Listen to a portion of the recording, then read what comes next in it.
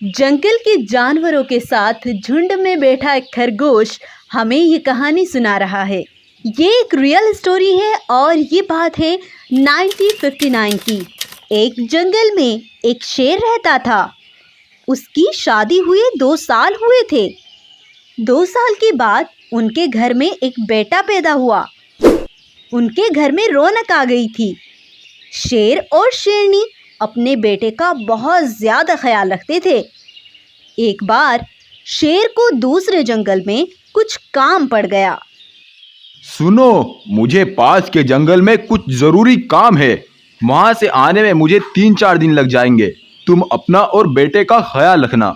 इतना बोलकर शेर वहां से चला जाता है। शेरनी अपने बेटे को सुलाकर खुद भी सोने ही जा रही थी। तभी उसे किसी जानवर के गुर्राने की आवाज आती है। शेरनी बाहर निकलकर देखने ही जा रही थी। तभी कोई खतरनाक जानवर उस पर हमला करके उसे मार डालता है। ये बात शेर को पता चलती है तो शेर उसी दिन घर वापस लौट आता है। यह क्या हो गया? तुम्हें किसने मार डाला? अब हमारे बेटे का कौन ख्याल रखेगा? तभी शेर का सबसे अच्छा और उसका सबसे करीबी दोस्त, जिस पर शेर सबसे ज्यादा विश्वास करता था, वो शेरनी के मरने की खबर सुनकर वहां आया। शेर, मेरे दोस्त, मुझे शेरनी के चले जाने का बड़ा अफसोस है। मैं यहाँ रहकर भी कुछ नहीं कर पाया। मुझे माफ करना। तुम्हारी इसमें कोई गलती नहीं है, लेकिन जिसने ये किया है, अगर वो मेरे सामने आ जाए, वो जिंदा नहीं बच पाएगा।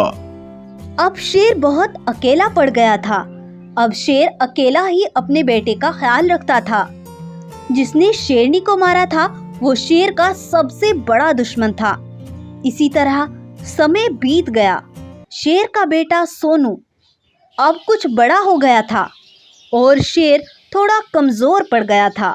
तब एक बार शेर का बेटा सोनू शेर से बोला, पिताजी, मैं अकेला जाकर जंगल में घूमना चाहता हूँ। नहीं बेटा, तुम अभी इतने बड़े नहीं हुए हो। तुम्हारा अकेले जंगल में जाना सही नहीं है। उस दिन शेर अपने बेटे को जैसे तैसे करके समझा देता है। अगले दिन शेर अपने बेटे से कहता है, बेटा सोनू, मैं भोजन लेने जा रहा हूँ। तुम आराम से घर ही रहना। इतना कहकर शेर भोजन लेने चला जाता है।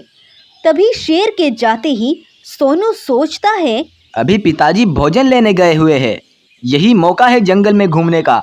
मैं जंगल में घूमकर पिताजी से पहले ही घर लौट आऊंगा। तब सोनू जंगल में घूमने निकल जाता है। सोनू जंगल में पहली बार घूम रहा था। अरे वाह, ये जंगल कितना सुंदर है। अब समझ आया। पिताजी मुझे इसीलिए नहीं भेजते, क्योंकि फिर मैं रोज घूमने आऊंगा। सोनू ये बोलते जा रहा था कि तभी उसके सामने वही जानवर आ गया जिसने शेरनी को भी मारा था। जानना चाहोगे वो कौन जानवर था? तो ये देखो, ये वही चीता है जो शेर का सबसे अच्छा मित्र हुआ करता था। कहाँ जाते हो सोनू बेटा?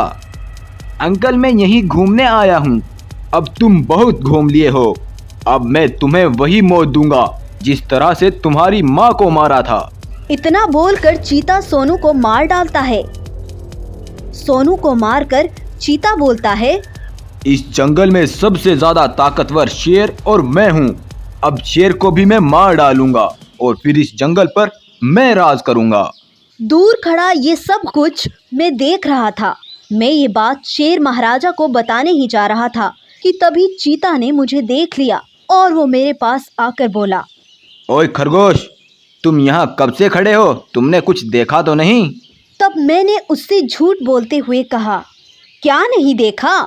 मैं तो अभी अभी यहाँ आया हूँ। क्या बात है चीता? नहीं नहीं, कुछ नहीं, जाओ। तब मैं जल्दी से शेर महाराजा के पास पहुँचा और शेर को सब कुछ बताया। तभी चीता भी वहाँ आ रहा था। मुझे कि शेर के पास खड़ा देख चीता वहीं रुक गया। आओ चीता दोस्त, रुक क्यों गए हो? तब चीता शेर के पास जाकर रुकता है। तुम्हें मैंने सबसे अच्छा दोस्त माना, लेकिन तुमने शेरनी और अब मेरे बेटे को भी मार डाला। अच्छा, तो इस खरगोश ने सब सुन लिया था। कोई बात नहीं, अब मैं तुम्हारे दोनों का काम तमाम कर देता हूँ। जब चीता शेर के साथ लड़ने झगड़ने लगा, शेर गम की वजह से कमज़ोर पड़ गया। वो दोनों लड़ रहे थे और मैं अपनी जान बचाकर तुम्हारे इस जंगल भाग आया। कुछ दिनों बाद मुझे पता चला कि चीता ने शेर को भी मार डाला था। एक अच्छे दोस्त ने सिर्फ लालच की वजह से शेर का पूरा परिवार मार दिया था, जबकि वो चीता शेर का इतना पक्का मित्र और इतना पक्का और जिगरी यार था कि वो हर चीज़ उससे शेयर करता था। तो मैं तुम्हें यही बताना चाहता हूँ कि हमें लालच में आकर अपने किसी भी दोस्त को कोई नुकसान नहीं पहुँचाना चाहिए। जैसे कि सिर्फ जंगल का राजा बनने के लिए चीता ने शेर के पूरे परिवार को मार डाला। जंगल में बैठे ये सभी जानवर खरगोश की ये कहानी बहुत ध्यान से सुनते हैं और यहीं पर इस स्टोरी का एंड हो जाता है। अगर आपको ये स्टोरी अच्छी लगी हो तो इस वीडियो के नीचे लाइक का बटन है, प्लीज़ वीडियो को लाइक ज़रूर करें। Thank you.